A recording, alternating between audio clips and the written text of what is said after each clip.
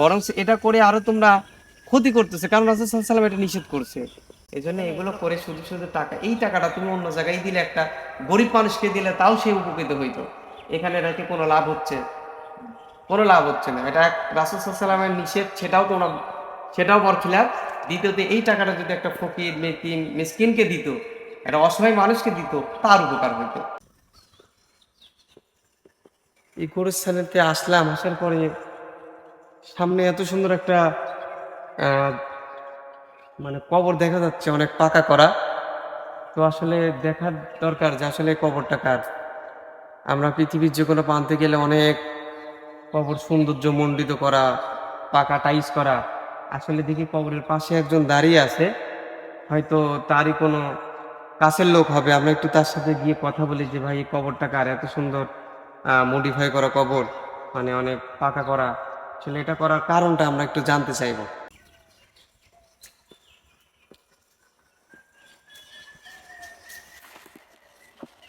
ভাই আসসালামু আলাইকুম। ওয়ালাইকুম আসসালাম।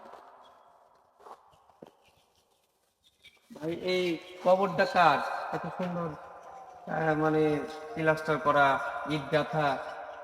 এই এই কবরটা আসলে আমাদের আমাদের নেতা, ইনি দুনিয়াতে খুব পাওয়ারফুল ব্যক্তিত্ব এবং টাকা পয়সার ধন দৌলতে অনেক ছিল। তার কবরটা এরকম করে দেওয়া হয়েছে যাতে সাপ বিচ্ছু তার কবরে না প্রবেশ করতে পারে। আসলে আমি ওখান থেকে দেখার পরে ভাবতেছি যে কবরের পাশে একজনকে দেখতে পাচ্ছি। আসলে আমরা রাসূল সাল্লাল্লাহু আলাইহি সাল্লাম সেই হাদিসের দিকে আমরা এখন আর লক্ষ্য করি না। রাসূল সাল্লাল্লাহু আলাইহি সাল্লাম কবর পাকা করা, চুনকাম করা, ঠিক আছে, কবরের গম্বুজ আঁকানো বা গম্বুজ তৈরি করা, কবরকে অনেক মডিফাই করা, যেমন এটা দেখো গাঁথনি দিয়ে কত সুন্দর করে কবরটা এটা করছো, অথচ বলতেছে সাপ বিচ্ছু কবরে ঢুকতে পারবে না। আচ্ছা তুমি আমাকে বলো, এই কবরটা এত সুন্দর করে, ওর কবরের আযাবকে তুমি ঠেকাইতে পারবে? আল্লাহ না করো, কথার কথা আমি বলতেছি, এটা কি কোনোদিন সম্ভব? না। আর রাসূল সাল্লাল্লাহু আলাইহি সাল্লাম কবর পাকা করা একদম পুরাদম নিষেধ করছে। তাহলে তোমরা আবেগের বশে কিন্তু এই কাজটা করো, বরং এটা করে আরো তোমরা ক্ষতি করতেছে, কারণ রাসূল সাল্লাল্লাহু আলাইহি ওয়াসাল্লাম এটা নিষেধ করছে। আর তোমরা এই সাধারণ এই কবর এত সুন্দর করে চাকচিক্কা করে রাখছে, কারণ রাসূল সাল্লাল্লাহু আলাইহি ওয়াসাল্লাম নিষেধ করছে। কবরে মাটিটাও উঁচা করতে নিষেধ করছে, কবরে কোনো গম্বুজ আঁকানো, এই যে এইগুলো করছো, নেক্সট টাইম থেকে যারই হোক, এ নেতা হোক বা যাই হোক, হয়তো তোমাদের টাকা পয়সা আছে বা তোমাদের নেতা, তাই হয়তো এই কাজটা করছো তোমরা, কিন্তু আসলে এটা করবা না। আসলে তো ভাই, আমি তো এইভাবে কখনো ভেবে দেখিনি। আসলে তো আল্লাহ আমাদের হৃদয় দান করুক। অনেক গোরস্থানে তুমি যাবা, সেখানে যাই দেখবে গোরস্থানের কবর সেই মডিফাই করে, এক একজন মানে টাইলস লাগাইছে, এটা করছে, হ্যান ত্যান সাতশত। আসলে রাসূল সাল্লাল্লাহু আলাইহি ওয়াসাল্লাম নিষেধ করছে, তারপরেও ওনারা এইগুলো করে।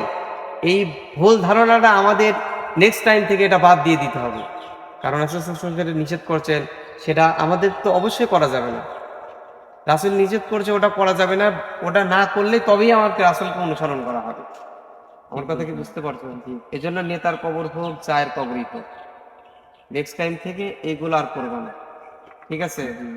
কারণ কবর পাকা করা এটা সম্পূর্ণ নিষেধ। তুমি কবরটা রাখো, কবরের ভিতরে কেউ হচ্ছে দুনিয়ার কোনো মানুষ এটার সম্পর্কে জ্ঞান নেই, বলতে পারবে না। এটা বলতে পারে একমাত্র যে কবরে গিয়েছে, সেই বলতে পারবে। তো আমলটা যদি ভালো হয় তাহলে এর প্রতিদান সে সারাটি জীবন পাবে। এই জন্য এগুলো করে শুধু শুধু টাকা, এই টাকাটা তুমি অন্য জায়গায় দিলে, একটা গরিব মানুষকে দিলে, তাও সে উপকৃত হইতো। এখানে রেখে কোনো লাভ হচ্ছে? কোনো লাভ হচ্ছে না। এটা এক রাসূল সাল্লাল্লাহু আলাইহি ওয়াসাল্লামের নিষেধ, সেটাও তোমরা, সেটাও বরখিলাফ। দ্বিতীয়ত এই টাকাটা যদি একটা ফকির, মিসকিন, মিসকিনকে দিত, একটা অসহায় মানুষকে দিত, তার উপকার হইতো। আপনি ঠিক বলেছেন।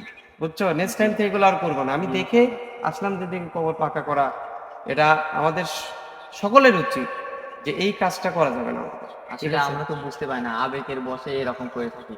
যে নেক্সট টাইম যেন আমরা এরকম করবো না, ইনশাআল্লাহ। নেতাকে ভালোবাসো বা যাকে ভালোবাসো তার জন্য কল্যাণমূলক কাজ করো, দোয়া করো, নামাজ পড়ে দোয়া করো। এইগুলো রাসূল সাল্লাল্লাহু আলাইহি ওয়াসাল্লাম নিষেধ করে, এগুলো করে কোনো লাভ হবে না, বরং এই টাকাটা অন্য খাতে অসহায় ব্যক্তিকে দিলে তাও এই প্রতিদান তুমি পাবা। ঠিক। তো ঠিক আছে, ভালো থাকো।